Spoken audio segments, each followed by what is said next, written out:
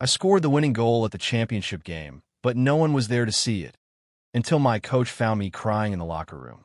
If you've ever felt invisible during what should have been your moment of triumph, this story might speak to your heart. The roar of the crowd still echoed in my ears as I sat alone on the wooden bench, my mud-stained jersey clinging to my skin. The state championship trophy, the one our school had chased for 15 years, sat beside me, its golden surface catching the harsh fluorescent light of the empty locker room. Everyone else had left for the celebration party at Marco's Pizza downtown. Parents, siblings, friends all crowding around their champions, basking in reflected glory. Everyone had someone to celebrate with. Everyone except me. I stared at my phone, the screen mockingly empty of notifications. 3 text messages sent before the game remained unanswered. One to my father, who was on his 3rd business trip this month. Another to my mother, who had moved to Atlanta with her new husband last year. And the last to my older sister, away at college and perpetually swamped with midterms whenever I needed her. Just one game I had written to each of them, the biggest one of my life. But the bleachers had remained empty of anyone there for me. I'd scan the crowd before kickoff, during halftime, and after that final whistle blew. Nothing. The familiar faces I desperately sought were nowhere to be found. So I did what any 17-year-old would do when emotions became too overwhelming to process. I waited until my teammates were distracted with their celebrations, slipped away from the field, and hid in the empty locker room to cry where no one could see me. The irony wasn't lost on me. 17 minutes ago, I had been hoisted onto my teammates' shoulders, the hero who broke the 1-1 tie with just seconds left on the clock. Now, I sat alone, tears mixing with the sweat and dirt on my face, wondering why the greatest achievement of my life felt so hollow. The heavy door to the locker room creaked open, and I quickly wiped my face with my jersey. Coach Miller stood in the doorway, still in his game day polo, the school emblem proudly displayed over his heart. I expected him to tell me to hurry up, that the team bus was waiting, that my moment of self-pity was delaying everyone else's celebration. Instead, he quietly closed the door behind him and sat down on the bench across from me, the trophy between us. "You know," he said after a moment of silence, "I figured I'd find you here." I shrugged, not trusting my voice to remain steady if I spoke. "That was one hell of a goal, Maya," he continued, his voice softer than I'd ever heard it during 4 years of drills and practice sessions. "I've been coaching for 23 years, and I don't think I've ever seen anything quite like that bicycle kick in the final seconds." "Thanks," I mumbled, fingers picking at the mud caked on my cleats. Coach Miller leaned forward, resting his elbows on his knees. "I noticed you were looking at the stands before the game." Of course he had noticed. Coach Miller noticed everything. When a player's form was slightly off, when someone was favoring an injury they were trying to hide, when the opposing team was setting up for a strategic play. Why wouldn't he notice one of his players desperately searching an audience? "It's not a big deal," I said, repeating the phrase I trained myself to say whenever disappointment threatened to overtake me. "I'm used to it." "That doesn't make it right," he replied firmly. Another uncomfortable silence stretched between us. In the distance, I could hear the faint sounds of the janitorial staff cleaning the field, the metallic clangs of the bleachers being locked up for the night. "You know," Coach Miller finally said, "I played my high school championship game with empty seats, too." I looked up surprised. Coach Miller, with his commanding presence and unwavering confidence, didn't seem like someone who had ever experienced what I was feeling. "My dad was a long-haul trucker," he explained. "Mom worked double shifts at the hospital for younger siblings that needed looking after." He shook his head slightly. "When game day came, there just wasn't anyone who could make it." "What did you do?" I asked, genuinely curious. "I played the worst game of my life," he admitted with a short laugh. "Missed every shot, fumbled passes, even scored on our own goal once. We lost by 5 points. But you're Coach Miller," I said, struggling to reconcile this story with the man I knew, the coach who seemed to embody perfection and success. "I am now," he agreed. "But back then, I was just a kid who let his disappointment dictate his performance."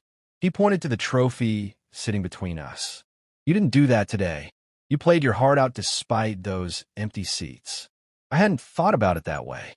In the moment of that final goal, I hadn't been thinking about who wasn't watching. I'd been completely present, focused only on the ball, the net, and the pure joy of the game itself. I've been watching you for 4 years, Maya, Coach continued. From that scrawny freshman who could barely complete the conditioning drills to the team captain who just led this squad to its first state championship. Do you know what your greatest strength is? I shook my head. Resilience, he said without hesitation.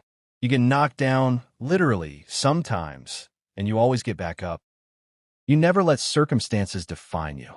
Coach reached into his pocket and pulled out a small, worn photograph. He handed it to me.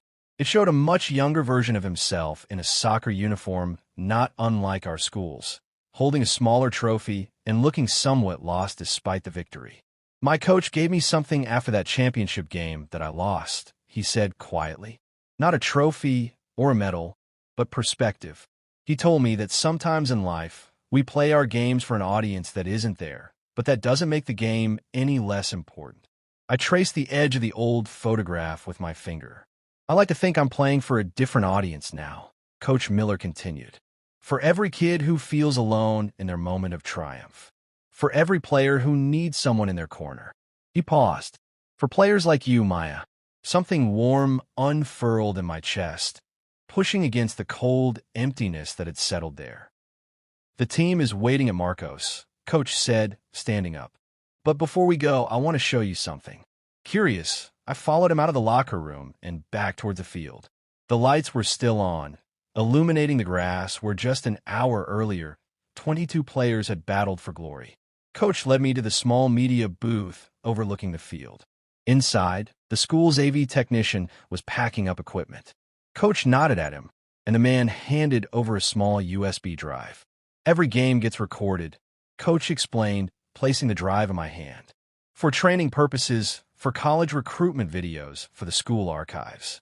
He closed my fingers around it. But this one is for you. So that years from now, when you doubt yourself or your accomplishments, you can watch that final goal and remember what you're capable of. I clutched the USB drive tightly, unprepared for the wave of emotion that crashed over me. And there's something else, Coach added, gesturing to the technician, who pulled up a video file on his laptop and turned the screen towards me. It was footage from today's game, but not the professional recording from the main camera. This was shaky smartphone footage showing my game-winning goal from a different angle. As the ball soared into the net, the camera panned to the sidelines where Coach Miller was leaping higher than I'd ever seen a middle-aged man jump, pumping his fists in the air and shouting words that were lost in the general roar, but clearly celebratory. Beside him were the assistant coaches, the reserve players, the team manager, the athletic trainer, all erupting in unbridled joy. And there, in the front row of the bleachers near our bench, was Mrs. Harmon, my English teacher who had rearranged my essay deadlines around game days. Next to her sat Mr. Reyes from the cafeteria, who always saved me extra protein on game days, and MS. Parker, the guidance counselor who had helped me navigate scholarship applications when my parents couldn't. Sometimes, Coach Miller said softly as I watched the footage, we're so busy looking for specific faces in the crowd that we miss the people who have been cheering for us all along. The video ended, and I wiped fresh tears from my face, different tears this time. I can't give you what your parents couldn't provide today, Coach said, but I can tell you that you weren't playing in front of empty bleachers, Maya. Not really. We walked back to the locker room in comfortable silence. I grabbed my gear bag and the championship trophy, suddenly feeling its weight differently, not as a hollow symbol of an achievement no one witnessed, but as evidence of a victory that had been seen and celebrated by people who chose to be there.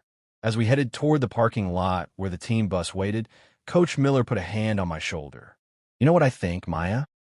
I think we're all shaped by two things: the people who show up and how we respond to those who don't.